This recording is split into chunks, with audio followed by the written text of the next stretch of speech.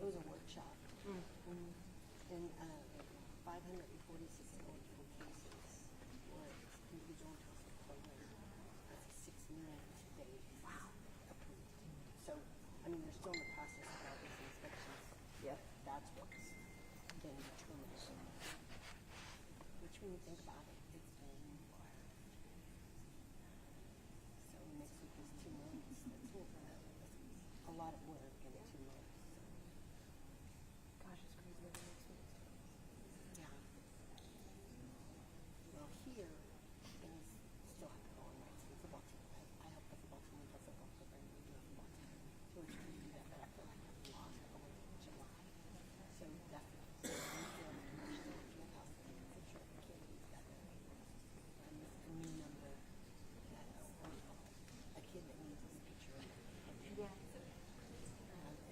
It's mind-boggling how it's hard to just separate, and go forward. I think I was talking to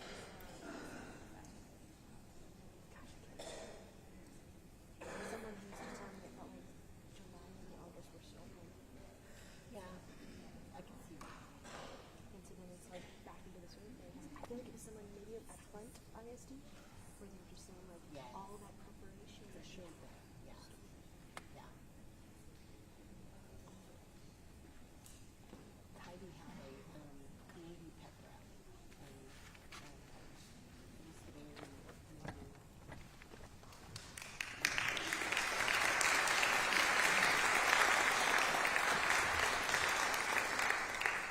Thank you so much for being here. I sure wish we were here talking to each other under different circumstances. But considering the circumstances, I'm glad we had an opportunity to be here to help you and help your families and help you rebuild your homes, which is what this is all about.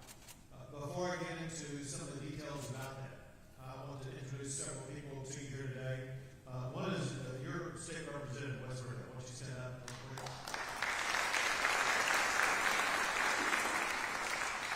Doing a great job, but kind of let me emphasize, there's several reasons why you have a state representative.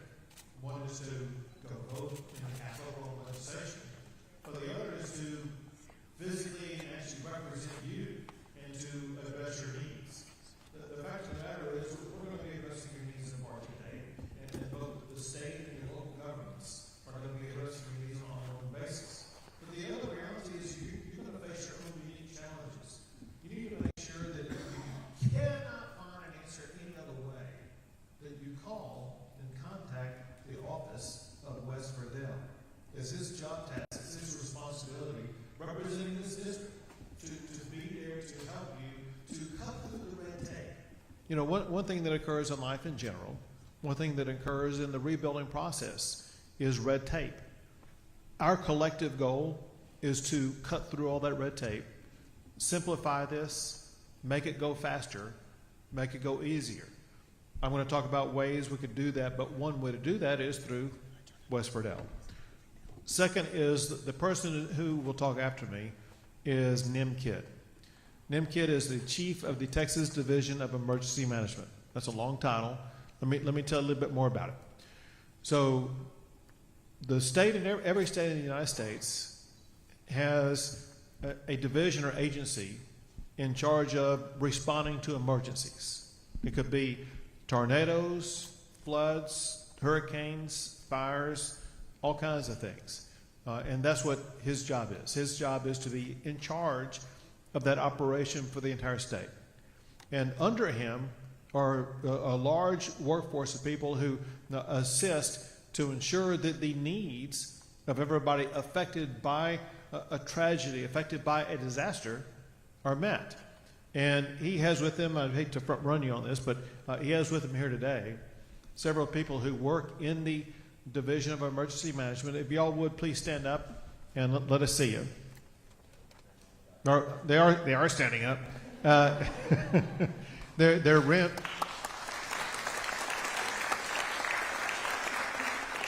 Looks like you have two colors of shirts on that day. You got some white shirts and some blue navy shirts on. But they are in the back of the room, and they also, they have one job, and that's to help you.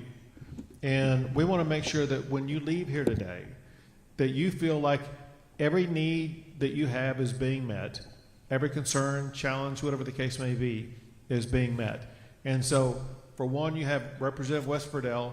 For another, you're going to have Chief Nimkid, who's going to be here. Third, you're going to have his team members who are in the back you can talk to. And then last, is it correct that there's going to be people out in the lobby who are able to assist out there? And that's what these folks, why don't y'all stand up?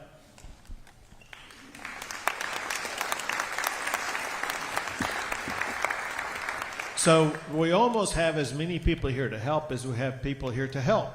And those are good numbers because we want to make sure that your needs are addressed. Let me tell you about that, but let me mention one other thing first. This is the worst flood in the history of Texas as it concerns the loss of life, definitely. And we're still working to address those concerns as well as continuing to search for 2 remaining people who are still lost. But we know the magnitude of the devastation that has occurred to this community. Part of it is physical devastation because of damages to your homes or vehicles or property or whatever the case may be. Damages to the families who lost a loved one or had a loved one injured. We know that those are challenges that don't go away just because it's a new week or a new month or whatever the case may be. There are challenges, mental and emotional, maybe physical, that exist for a long time. I say all this because in addition to helping you rebuild your homes, we want to help you rebuild your lives. And part of that may mean addressing challenges that you have in your life that go beyond just rebuilding your home. Know that there are resources available for you as we help you personally, individually. And it could be kids in your family or whatever the case may be. We want to make sure that you know you have support here. You don't have to go looking for it. You don't have to go paying for it. It is available for you constantly as you go through the process of rebuilding your lives. Let me just quickly walk through with you exactly kind of what the state does as it concerns disasters like this. Job number 1 is to deploy in advance any type of emergency rescue operations and equipment and things like that that were deployed beginning on the 2nd and 3rd of July and were there in the earliest hours on July the 4th.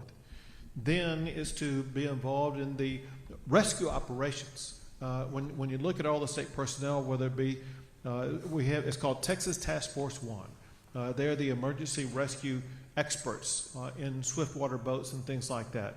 Whether it be the helicopters, whether it be the Texas military department, such as the National Guard, or whether it be the Texas Department of Public Safety, altogether, state agencies were able to rescue and evacuate well more than 1,000 people. Lives are saved because of what they were able to do. And many of them remain here in the area as they continue to search for the 2 remaining bodies. Second thing we do is we help your local communities begin the cleanup process. And one of the largest tasks that you have seen and have observed yourselves is debris removal. There's a lot of debris when you have something like this. And there's, in a way, 2 different kinds of it. It's what happens naturally in the river basin. But there's a lot of debris as you muck out your homes, as you pull all the waste out of your house or your residence, wherever you live, and it has to go somewhere. And typically, right now, it's probably going into a big pile of debris, and we contract with agencies that are responsible for removing that debris out there. And that debris removal is going to be an ongoing process for maybe even months. But the goal that we have is to get the debris removed from your neighborhood, from your region, from your area, as quickly as possible. Here again is a way in which West Friedel can help. If you have if you say, man, we got debris that needs to be removed from location X, call Wes and he'll work to make sure we got a team out there removing it. Or call Nimkid or his team back here They're the ones who have these contracts with these debris removal agencies to make sure we will get it removed as quickly as we possibly can. And then we get to kind of what we're here to talk about today. Some of you had your homes completely destroyed. Others had damage, could be significant, maybe something less than significant. Many of you have challenges as we speak right now with regard to where you're living. There's two time periods to address that. There's what's called temporary assistance and then permanent assistance. On the temporary side, it could be immediate lodging. Some of you may be in a hotel, some of you may be in an Airbnb, some of you may be living with somebody else, whatever the case may be. We want to make sure that while your home is being rebuilt, that you have a place to live, and that place where you're living is paid for. There are resources to pay for that. Many, if not most of you, have already signed up for FEMA, and if you signed up for FEMA, FEMA should be paying for your temporary residence of where you're staying right now. If not, we have teams here today to work with you, to assist you, to make sure that your temporary residential needs are being met. But another thing that we're here to announce is to help you with the rebuild of your residence. And I realize residences are different things to different people. One type of residence where people were staying is RVs. And I don't know if there's anybody here who was staying in an RV or not. I do want you to know, I couldn't tell if you were raising your hands or not, but I do want you to know that they're separate from what we're working on today. There is an organization called Samaritan's Purse that is paying for the RV of everyone who lost an RV. And so if there's anybody here who lost an RV, I want you to be sure and talk to NIMKID. When we're done talking, we're going to come down here to the floor. But if you're in an RV, I want you to make sure you talk to NIMKID to make sure that we're coordinating with you in a way that needs to be done. Because you're here means that separate from Samaritan's Purse, they're going to be getting a check today, which is really the last thing I want to mention. Everybody here is getting a check today, a substantial check. And this was intended to make sure money got into your hands as quickly as possible. I want to tell you where it's coming from. I'm going to talk to you about several different sources. So many of you are familiar. There was a fundraising benefit concert put on by George Strait as well as a bunch of other performers. And they had a goal. Their goal was to help you get back into your homes as quickly as possible, cutting through all the red tape that typically exists. And to help you understand by contrast, when we're dealing with a hurricane, we're going through FEMA in the long term, and then we're going through HUD in the long term, and it can take several years before people are able to get back into their home. What our goal is to have it take several weeks or several months, not several years. And that was the mission not just of George Strait, but the entire group. I want you to know that the name of the group that's in charge of this is called Vaqueros del Mar. And this is the group that represents all of the entertainers who are part of this benefit concert. And they collectively wanted to make sure that you got relief directly from them with a check in your hand today to help you along your way, knowing that a primary issue you're dealing with is making sure you're going to have your home rebuilt and you're going to be able to get back into it as quickly as possible, knowing also that there are other losses that you have. Think of everything that was in your home, ranging from food to appliances, like it could be a washer, dryer, refrigerator, whatever the case may be, or it could be clothing. Now, all kinds of things that would have been in your house that, for one, you lost, but that cost money. And you need financial assistance to replace that. Some of you may need money because of a lost vehicle. There's all different types of things that money is needed for. The requirement is this. For charitable donations that are made from what's called a 501c3, this is kind of technical legal stuff, but they have to make sure the money is being provided to you for a loss that you sustained in a disaster. That simple. Stated differently, this isn't money that you can take and go off to Las Vegas and have a good time or anything like that. This is here to help everybody rebuild their lives. There are two representatives from Vaqueros Del Mar, and they're right here. We have Linda Bean and Diane Deanda. And here's the way this is going to happen. After I finish talking, Chief Kidd is going to visit with you a little bit. And then we're going to have everybody come down this aisle in alphabetical order. And they are going to present to you today money today. No one here is going to leave empty-handed. In fact, you're going to get a lot more than what you probably even know you're going to get to help you begin the process of rebuilding your lives. Knowing also that the amount you're getting today is to help kickstart that process. The reality is some of you have incurred a loss that may be like $5 or $10 or $15,000.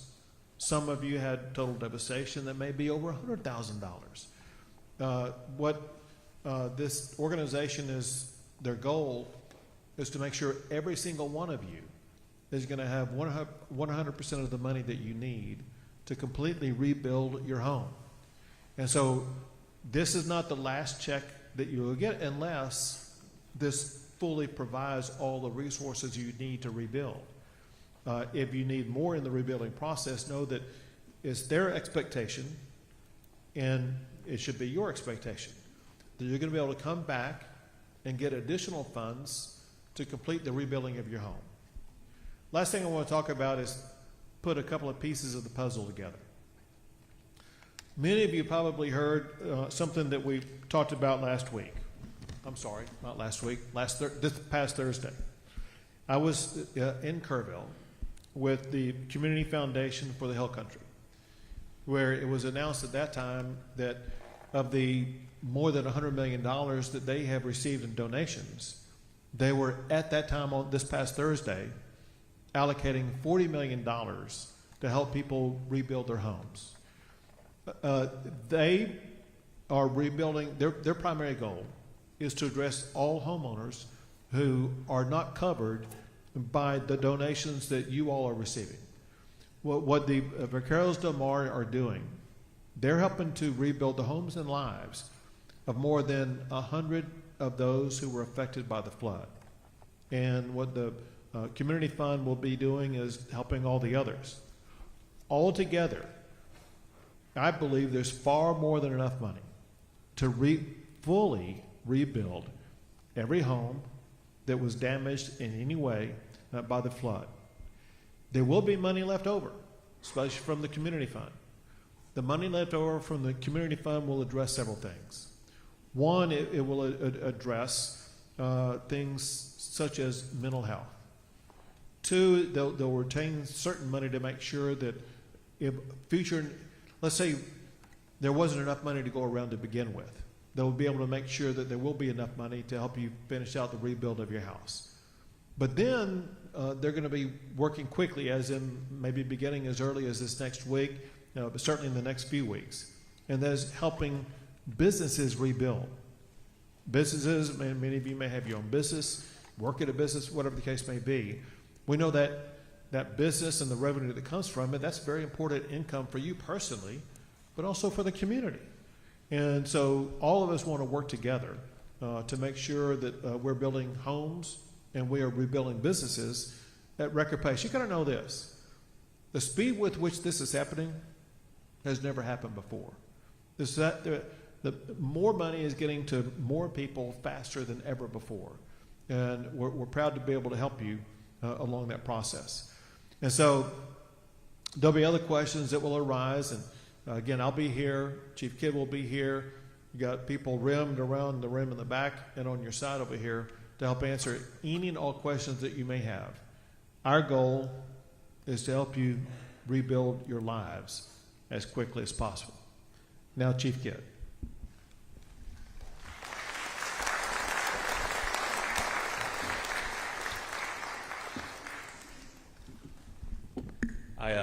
I want to say thank you for allowing me to be here with you. My name is Nim Kidd, as the governor said. I'm the chief of TDIM, as you've heard, of the Division of Emergency Management. I know we all wanted to meet each other under different circumstances. And so our team is here to support you. We are not leaving you. We are here with you, and we will stay with you through this process. I want to tell you a little bit about my boss, the governor, and at some point, he's going to come down here, and he's going to want to meet with any one of you that wants to talk to him. And I'm asking you to tell him directly what you need from us.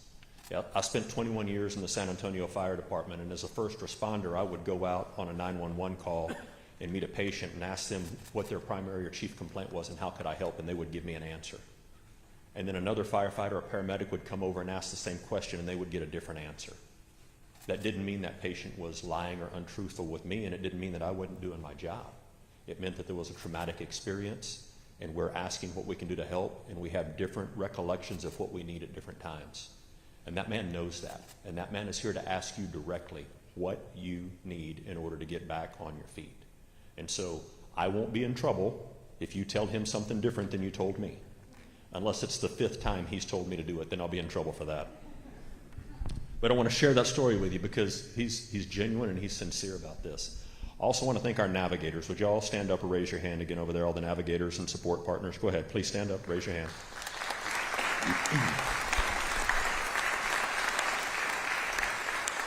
They are our delegates. They are our surrogates. They are your one-stop shop because there are so many organizations that want to help you. And I know many of you have filled out applications for those organizations. What, 5, 10, 12 different applications? How many? Same information over and over again. So what the navigators are here to help you do is to navigate through that process to be your one point of contact to help get you what you need. If your navigators are not being responsive or not reaching out, our team wants to know that because there are so many people here that want to help. But out of the resources that were in the lobby, I think you met earlier, the Endeavors Foundation, Samaritan's Purse, Salvation Army, Red Cross, Hill Country Mental Health Services, Global Empowerment Mission for Financial Assistance, Community Council of South Texas for Financial Assistance, and then Texas Health and Human Services Commission. And so that's just a small part of the folks that are here ready to support and help you. FEMA also is working really hard to help. They put almost $30 million on the streets. The challenge is you do a lot of paperwork with them and it takes a long time and it's never the amount of money that you need. And because it is government money, it's taxpayer dollars, it's very finite or limited in what you can do with it. And I just want to say that's why I am so grateful for the Vaqueros Del Mar, for George and the other performers that raised these funds and put this together, because these funds are directly to you and for you. And I've worked with a lot of nonprofits over the years, and a lot of them keep an administrative fee or they hold back money to pay for the business end of the business. 100% of the money raised by George and those other performers in this benefit is going through them to you and your neighbors. And I think they deserve a round of applause for that. That's huge.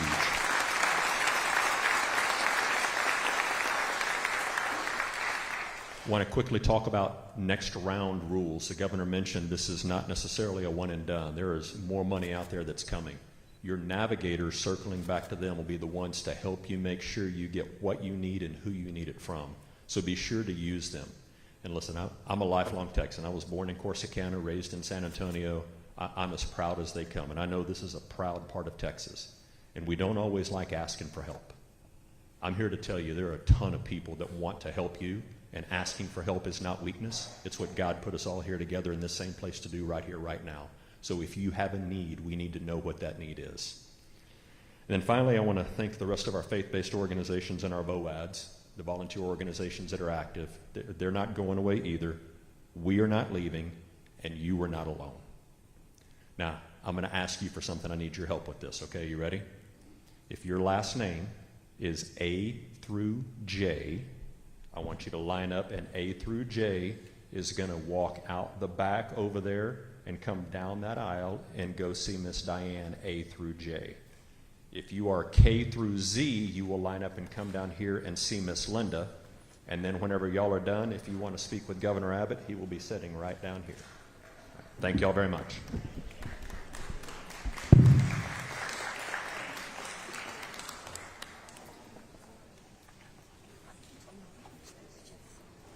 How much? No, I think he said it was specific to